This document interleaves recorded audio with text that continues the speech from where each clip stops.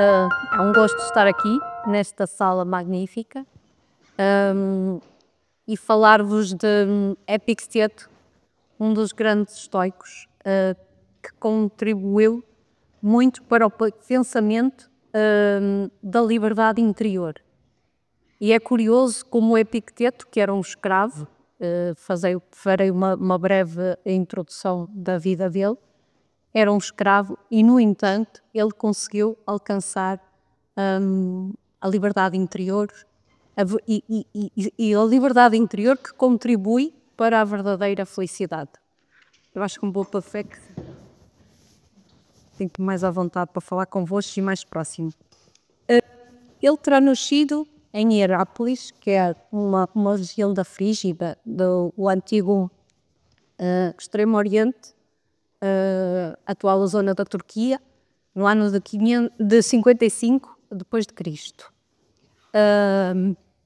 E ele era filho de uma serva, ou seja, ele já por condição nasceu um servo, um escravo.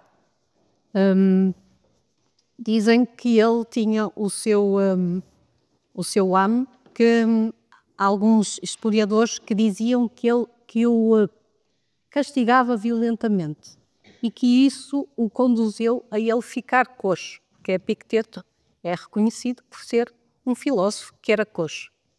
Mas também há outros historiadores que dizem que essa deficiência era congénita. Portanto, há aqui algumas divergências. O que interessa fixar é que Epicteto, de facto, era um escravo. Mas ele foi para Roma, teve a oportunidade de ir para Roma, e lá ele frequentou uma escola de um outro estoico da atualidade, daquela atualidade, muito conhecido, Musônio Pulfo. E ele aprendeu na escola dele uma linha de pensamento muito baseada na razão. Portanto, nós iremos ver que a razão baseia muito o pensamento e a linha de filosofia de Epicteto. Era uma pessoa com uma extrema sabedoria interior. E nessa altura, por volta do ano 90, o imperador baniu da cidade de Roma os filósofos porque eles começavam a ganhar alguma influência. E então Epicteto foi-se fixar na Grécia, em Nicópolis. E lá fundou a sua própria escola e ficou a ensinar até o resto dos seus dias. E ele viria a morrer por volta do ano de 135. Era uma pessoa que gostava de palestrar, gostava de falar e não tinha um discurso muito elaborado, porque toda a sua sabedoria vinha-lhe do interior, era a sua própria essência. E, portanto, isso caracteriza também o pensamento de Epicteto. E nós veremos, tivemos a felicidade, ele não escreveu nenhuma obra, à semelhança de Sócrates, que Sócrates também não escreveu nenhuma obra, e foi um seu aluno e seguidor que reuniu em 8 livros as designadas diatribes, que são uma espécie de discursos das palestras que Epicteto dava, e que dessas 8 obras, apenas 4 resistiram até aos dias de hoje. E foi o seu aluno, Flávio Arriano, que publicou essas palestras de Epicteto.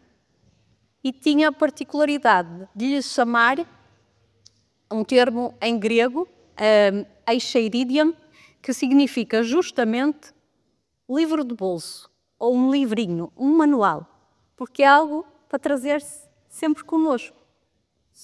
Portanto, vocês, se tiverem a oportunidade de ler esta obra, é uma obra muito simples, não foi escrita por Epicteto, foi escrita por um dos seus seguidores, mas que traz muitos aforismos, uma espécie de frases concisas sobre determinados temas, e são justamente esses temas, essas frases, que nos vêm mostrar a base do seu pensamento. Ele fixa-se muito na moral e na razão, porque a razão é que nos conduz na vida e sobre como nós devemos ver a vida. Epicteto baseava também muito, ou ele baseava a vida numa dicotomia clara. Aquilo que depende de nós e aquilo que não depende de nós. E é engraçado que, se nós conseguirmos olhar para a vida desta forma muito simplista à partida, mas muito profunda, nós claramente iremos identificar que há muitas coisas que nós nos preocupamos no nosso dia-a-dia e que elas não dependem de nós. E isso traz-nos infelicidade, traz-nos amarguras, traz-nos angústia. Então, o que Epicteto dizia é que nós devemos saber distinguir muito bem as coisas que nós controlamos e as que não controlamos. E é muito fácil perceber aquilo que nós controlamos e aquilo que nós não controlamos. Aquilo que nós controlamos vem de dentro de nós, vem do nosso interior. São os nossos sentimentos, os nossos pensamentos, a forma como nós observamos o mundo. É todo este mundo interior cá dentro. E nós só temos controlo sobre ele. E será que temos? O que nós não controlamos são justamente aquilo que está fora de nós. É todo o exterior. Nós não controlamos a forma como os outros nos veem. Nós não controlamos o estatuto social. Nós não controlamos uma certa posição na sociedade. Isso não depende de nós, ou não depende só de nós. Portanto, muitas vezes também vivemos preocupados com isto, com o juízo que os outros fazem de nós. E se nós nos focarmos na razão, como Epicteto falava na sua obra, nós não vamos deixar que tudo aquilo que é externo a nós controle a nossa vida. Portanto, muitas vezes as coisas para Epicteto eram simples. As coisas são o que são. Nós é que formulamos juízos sobre as coisas. Porque ele também desenvolvia de uma forma indireta um conceito do dogmatismo. O dogmatismo procura a verdade pura. Epicteto cingia-se apenas na verdade pura. E a verdade pura, absoluta, é trazida pela razão. Então nós temos que nos dominar e dominamos-nos através da razão. E através da razão nós conseguimos controlar a nossa vontade. Conseguimos controlar ou aperfeiçoarmos-nos nas nossas virtudes, a moral, que são os grandes componentes que Epicteto abordava. E é muito característico dos estoicos, e Epicteto era um verdadeiro estoico, basear então todo o mundo nestas três grandes grupos: o físico, a lógica ou a razão e também para não falhar o outro, a moral, claro. A moral. Como é que nós nos desenvolvemos interiormente. E portanto, nós conseguimos nos basear nestas ideias. Eu só me vou apoiar aqui, que é para não perder a linha de pensamento. Portanto, é muito... Digamos que a sua filosofia é uma filosofia muito fraca. E ele estabelece aqui alguns conceitos que para nós que podem vir a ser muito úteis. Por isso, qual acreditam que será a solução para a felicidade? Se tiverem a oportunidade de ler este livro, vão descobrir a solução para a felicidade. Mas eu posso já adiantar algumas coisas. Portanto, a principal solução para a felicidade será esta abstenção do juízo sobre as coisas. Porque as coisas são o que são muito simples e lineares. Por vezes são os nossos julgamentos, as nossas interpretações sobre as coisas que nos fazem acreditar que elas são diferentes. E então, tem que eles.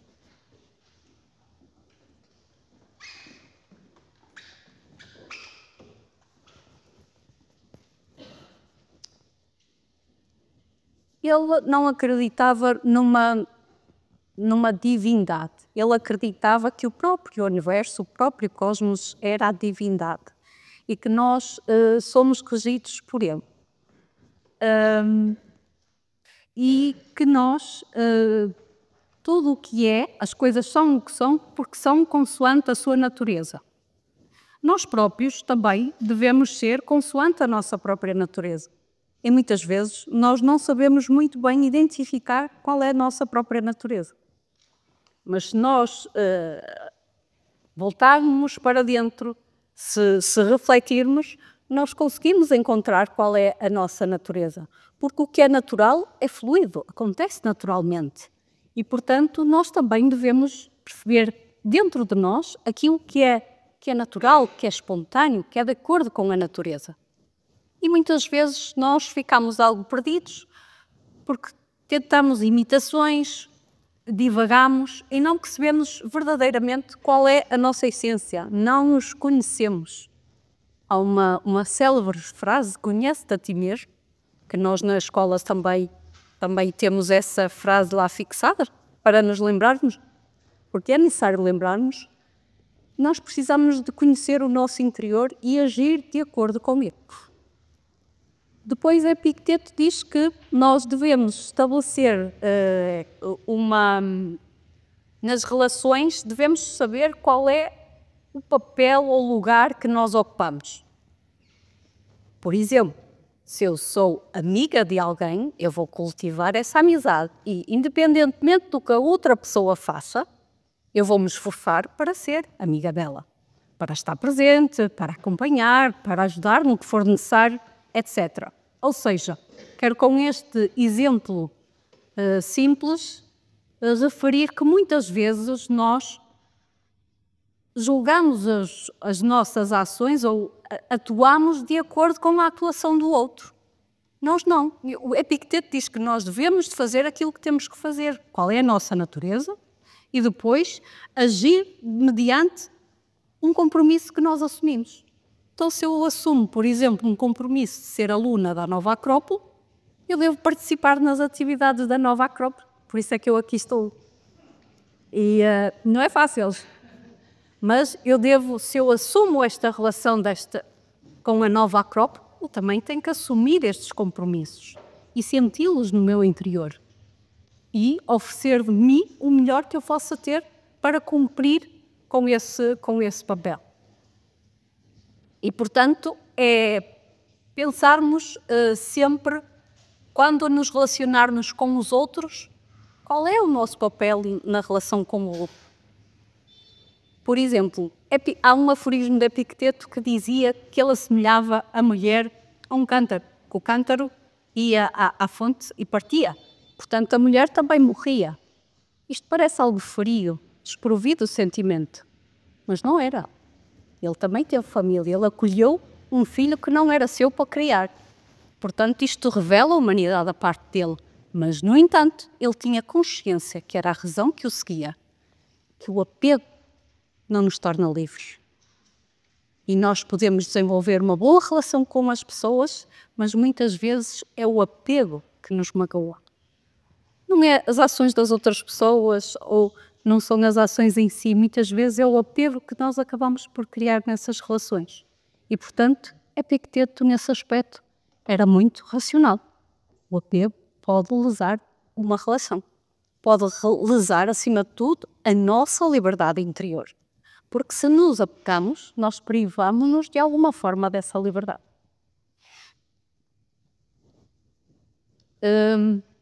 Depois ele também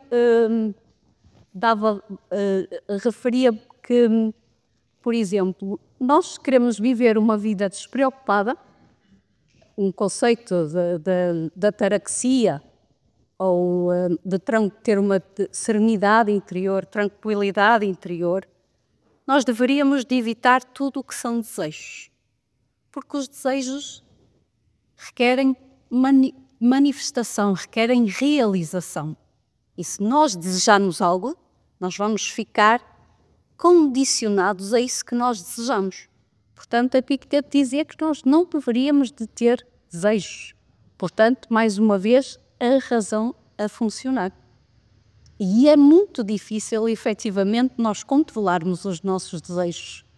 E não percebemos que muitas vezes nós tornamos escravos deles. E isso é que é ser verdadeiramente escravo.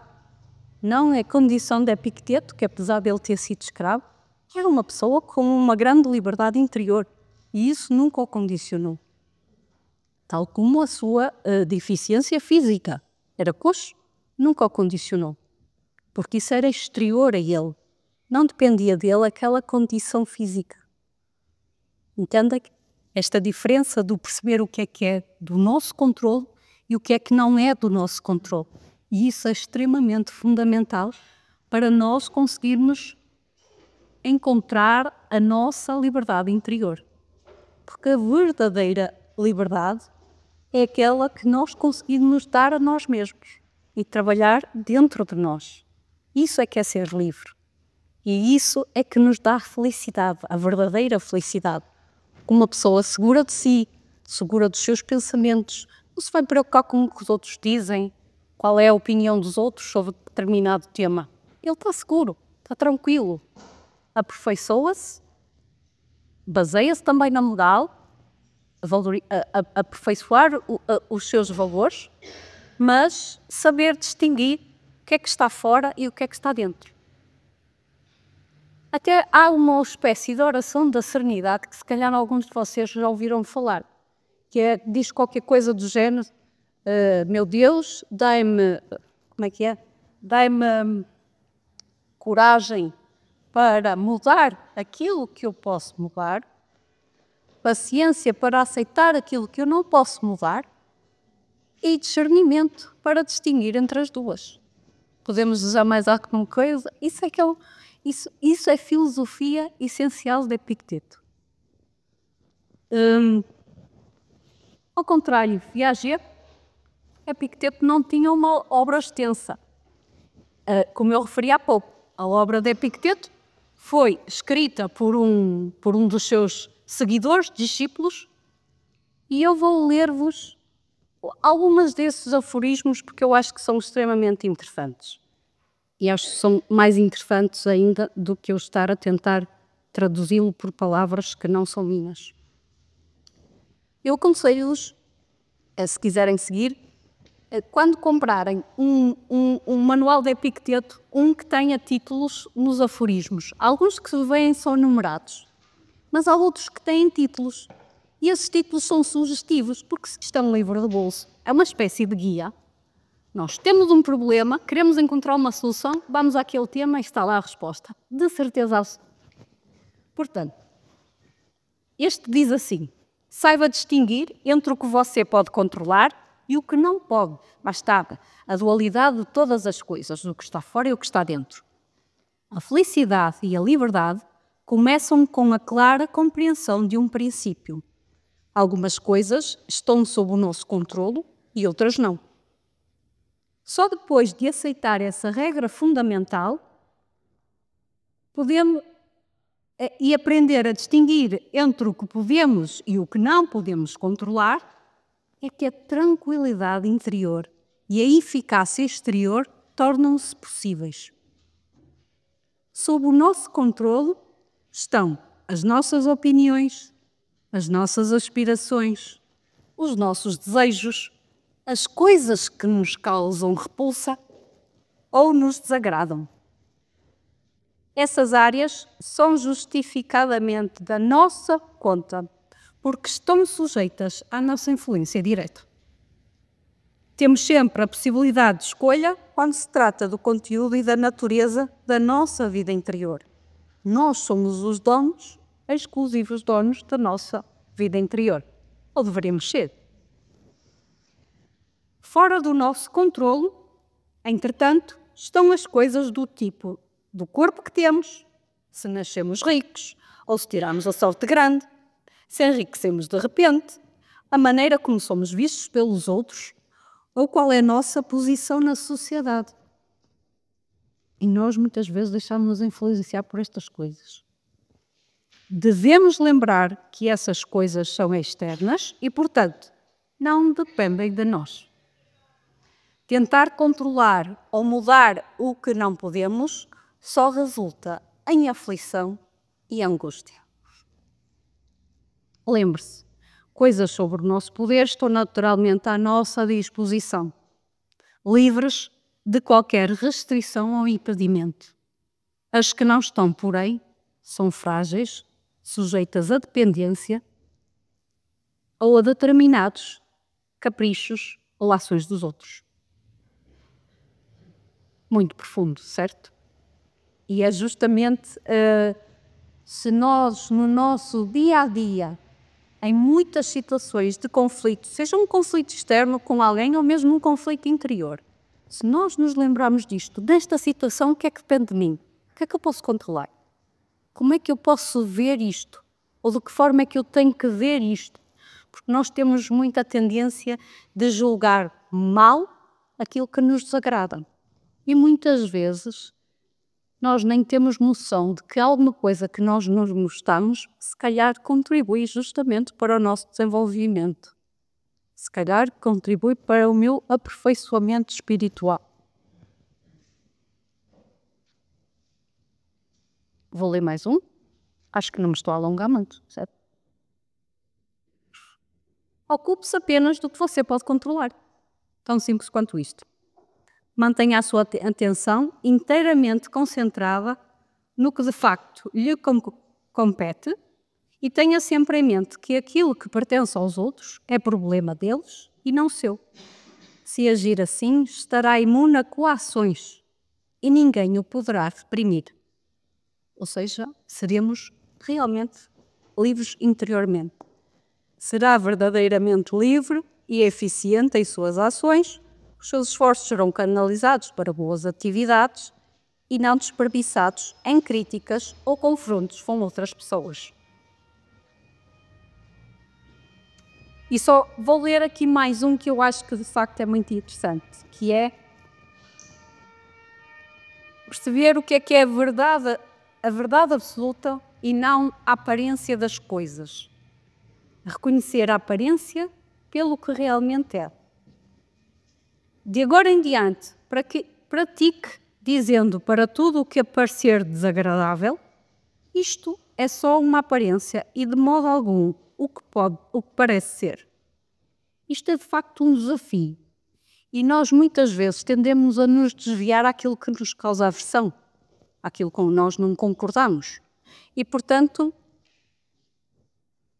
será que nós vamos desenvolver ou teremos a capacidade interior de desenvolver uma certa racionalidade para perceber se efetivamente eu estou a avaliar aquilo pelo que realmente é ou se eu estou já com uma série de juízos de valor construídos e não consigo ver aquilo de outra forma?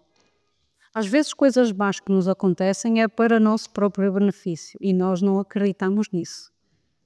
E depois tendemos a culpar os outros, tornamos-nos vítimas e nós devemos ser inteiramente responsáveis e conscientes pelas nossas ações. Muitas vezes nós também praticamos o auto-engano. Isso é uma falácia. Nós devemos nos conhecer e devemos ser totalmente honestos connosco mesmos. Então, examine cuidadosamente a questão de acordo com os princípios que acabamos de considerar. Em primeiro lugar, esta aparência refere-se às coisas que estão sob o meu controle ou não estão? Se a questão estiver relacionada com qualquer coisa fora do seu controle, treine a si mesmo para não se preocupar com ela. E nós gastamos tanto do nosso tempo, tanta da nossa sanidade mental, da nossa tranquilidade interior, a preocuparmos justamente com questões que não estão sob o nosso controle, que nós não podemos mudar, que nós não podemos controlar, e nós passamos a vida desgastados com isso. Portanto, devemos agarrar o nosso pensamento, devemos agarrar a nossa vontade. A vontade treina-se. Agarrar a vontade para aquilo que nos faça elevar, para aquilo que nos faça tornar mais humanos, que nos faça aperfeiçoar no dia a dia. E nós devemos agarrar isso para a nossa própria felicidade e para a construção da nossa liberdade interior. Eu creio que fico por aqui. Muito poderia estender mais.